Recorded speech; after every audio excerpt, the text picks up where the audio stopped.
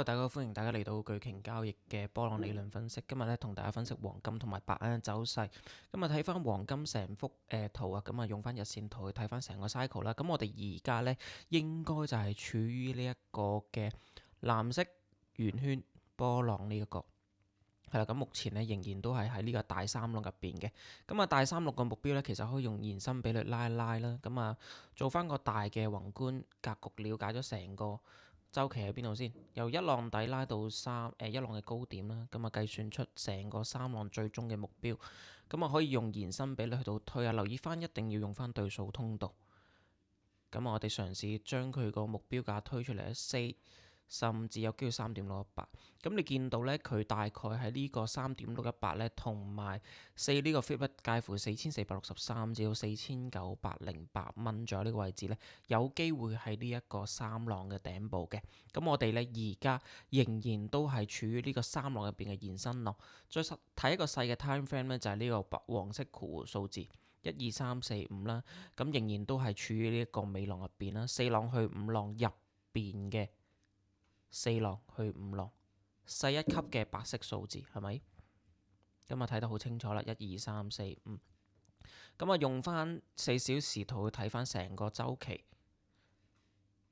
懷疑4浪底部見咗噶啦，係咪？咁啊如果係Vantage 炒金嘅會員群咧已經知道啦，其實我哋當其時咧又係呢個4浪低點部署嘅。咁啊用翻回調比率去到拉啦。見到4浪咧掂到0.382呢個位置啊，大概3940蚊呢個位置，兩次觸及嘅底部，懷疑4浪見底，甚至迎嚟一波反彈嘅。咁啊，去到呢個4、5浪入邊咧，呢個尾浪入邊咧，我哋只能夠推斷佢有機會係行推動浪，或者行一個 ending diagonal 嘅形態。咁而家咧，因為悲上佢嘅結構問題啊。咁咧，所以咧，我哋只能夠咧，我哋不能夠將佢呢個尾浪咧當成推動浪咁樣睇。which 講緊乜嘢咧？即係話佢三組浪做個一浪，回調做翻個二浪嘅；三組浪做個三浪，回調做翻個四浪。咁我哋亦都有喺呢個四浪低點嗰度部署嘅。咁如果有興趣加入 Vantage 炒金群嘅話咧，咁啊可以喺下邊見唔見到連結開戶啦。好，咁講翻呢張圖先。咁啊，四浪嘅低點用翻一個比率去到拉啦。咁當其時咧，大概喺4270蚊呢個位置咧，懷疑都係四浪嘅底部。咁即係話，如果用翻波浪理論去到推算，我哋而家有機會係喺呢個四浪去五浪入邊嘅四浪去五浪呢個週期入邊，係咪？咁啊，四浪底部再次反彈啦，形成咗一個 high high 同埋 high low 嘅局面。咁即係話，如果黃金要喺呢一個週期上面繼續上升上去嘅話咧，佢唔能夠再跌穿呢一個嘅四浪低點啦。因為如果一旦跌穿咧，佢呢個四浪咧就唔會成立。好啦，首先講咗一個咧比較悲觀少少嘅做法先。好啦，我哋先假定佢呢一個四浪唔成立，咁啊成個大方向咧就係有機會咧，我哋仍然都係處於呢一個四浪嘅格局入邊嘅。即係話，如果呢一個四浪失敗嘅話咧，呢個四浪有機會會向右邊騰，係咪？咁啊好啦，嗱我哋先假定呢一個四浪失敗啦。咁我哋因為咧佢呢個破咗頂啊，咁咧我哋只能夠咧當佢一個喇叭形咁去睇待，即係話如果佢呢一個三浪不成立，就要變成一個 C 浪形嘅結構。好啦，C 浪形嘅結構咧，即係話大方向只能夠當佢 A、B、C 浪入邊當呢一個大 B 浪嘅反彈，喇叭形嘅反彈嚟嘅。咁我哋亦都可以用延伸回調比率去到拉啦。咁睇睇 expanding flag 嘅比率，見唔見到佢已經係大觸及咗呢一個 B 浪懷疑喇叭形反彈嘅指形位置，係啦，已經符合咗波浪理論嘅條件啦。嗱，講多次啊，如果呢個四浪低點跌穿，即係話呢一個大機會率係 B 浪。如果呢個大機會率係 B 浪嘅話咧，咁即係話我哋有機會仍然都係頭先講過啦，處於呢一個大四浪嘅結構入邊，係咪？但係佢亦都係一個喇叭形嘅調整，成組浪會變成一個咁樣嘅結構嘅。好啦，咁即係話，如果失敗咗，我哋將會迎嚟有個 C 浪嘅下跌，係啦，呢一個係最悲觀嘅說法。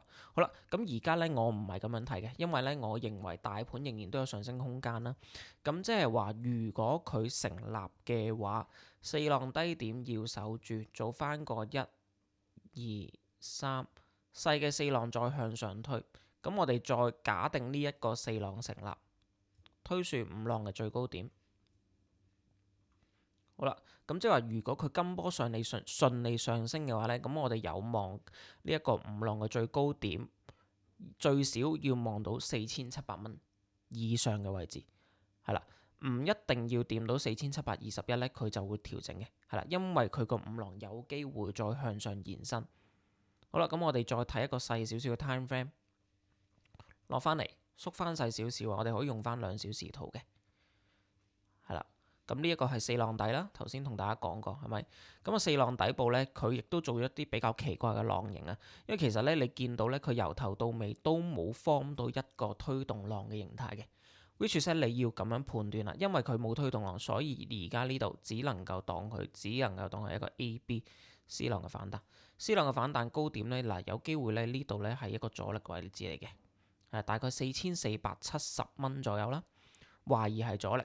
好啦，咁因為我哋要當佢係一個 ending 打緊龍咁樣睇，咁所以如果佢要上升嘅話，必然要有機會喺呢度咧 form 三組浪嘅結構，而佢呢一個嘅 A、B、C 浪要成為一個大嘅 A 浪，再向下回調 C 浪反彈，咁呢個咧會變成再高一級嘅浪形嘅。好啦，咁即係話我哋先假定大概4470點咧，呢度係一個阻力區。跟住即係話，我哋會 expect 嚟緊佢有一個 B 浪嘅調整，用回調比率去到拉，揾一個 B 浪嘅調整比率。好啦，咁啊即係話嚟緊我哋會 expect 黃金有機會回調到呢一個區間，係啦，二浪或者 B 浪啦。咁佢去到邊個位呢？唔知道嘅，都係邊行邊睇。咁啊嘗試喺呢啲位置咧揾出一啲從前面有共鳴嘅位置啦。咁啊，大概4400蚊呢度係一個第一個阻力啦，然之後再係向下推一級4300蚊。咁即係話，如果佢個 B 浪有機會回調到呢啲位置啦，有支持有反彈嘅話呢，嚟緊有機會迎接下一波嘅升勢。係啦，清唔清楚？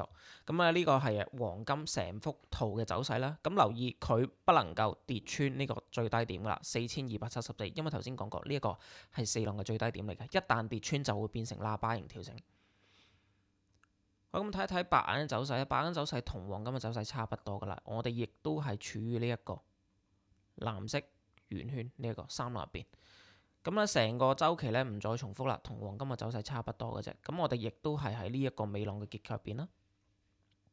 咁咧呢度咧，你會見到我用白色括弧數字嘅，咁你見到呢一個嘅五浪咧，暫時嚟講相對嚟講比較長啊。咁我有機會將佢呢一個咧變成延伸五浪嘅。咁首先而家唔好假定先，咁當佢五浪咁樣睇先，係啦。咁啊五浪入邊再做到5個嘅子浪噶啦，已經黃色細數字。呢度係啦，1、2、3、4、5啦。最近有一波比較明顯嘅調整嘅，係啦。咁用翻常規通道，揾翻個四浪比率，係啦，見唔見到大概70蚊嘅位置呢？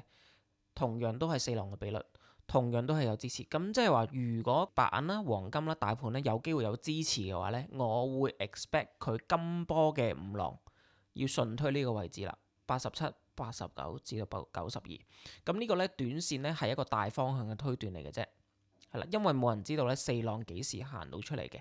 好啦，如果假設呢個四浪嘅70蚊位置失守咧，我哋要再向下推一個比率，大概66.2毫半呢個位置，係啦，因為佢有機會咧做一個息石型嘅調整嘅。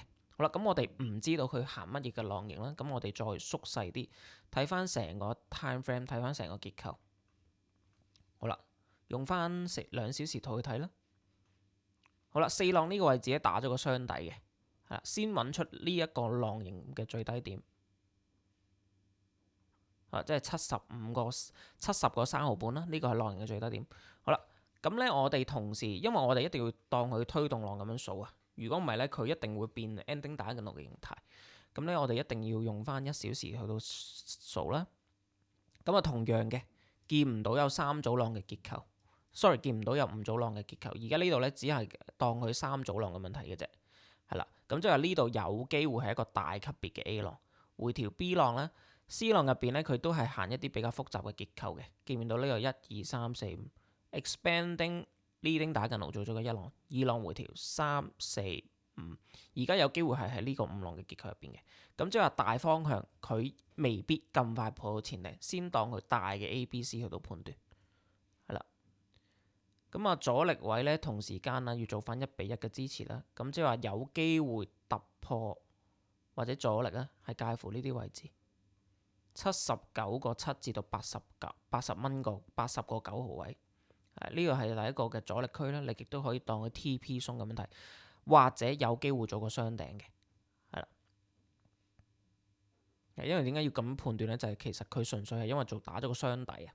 係雙底嘅結構形態咧，喺波浪理論入邊咧，甚少會當佢推動浪咁樣睇嘅。咁所以如果佢做咗個雙頂嘅話咧，亦都有機會變喇叭型調整啦。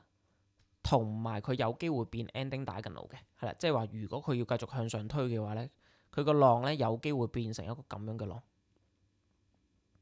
呢個係我暫時嘅推斷，係啦，咁所以咧短線都要留意阻力位啦，即係大概79、80蚊，甚至前頂呢啲位置都有機會阻力位嚟嘅，係啦。咁而家咧白銀咧唔係一個好好入場點嚟嘅啦，因為其實咧如果你從一個技術形態去睇咧，其實佢已經做咗一個 VCP 突破噶啦，係啦，咁樣拉條趨勢線係咪 VCP 突破向上係啦？其實你應該喺呢啲位置度部署嘅。咁而家咧我哋嘗試捕捉佢白銀嘅下一個嘅入場點。咁如果大家都想收到實時 update 白銀同黃金或者加入我哋黃金 Vantage 炒金群咧，歡迎大家喺下邊咧開戶做個會員嘅。咁就有1個月嘅免費跟單。咁另外，如果大家都對我嘅波浪理論有興趣啦，課程啦，可以左下角 QR Code 掃碼學我嘅波浪理論課程，同埋亦都對我嘅美股波浪理論有興趣咧，歡迎大家都去官網啦，180蚊美股會員群啊。咁啊，留意都係波浪理論嘅技術分析教學群啦，並唔係任何嘅跟單群嚟嘅。好，今日嘅白銀黃金分析咧，去到呢度，咁我哋下一節再同大家跟進啦。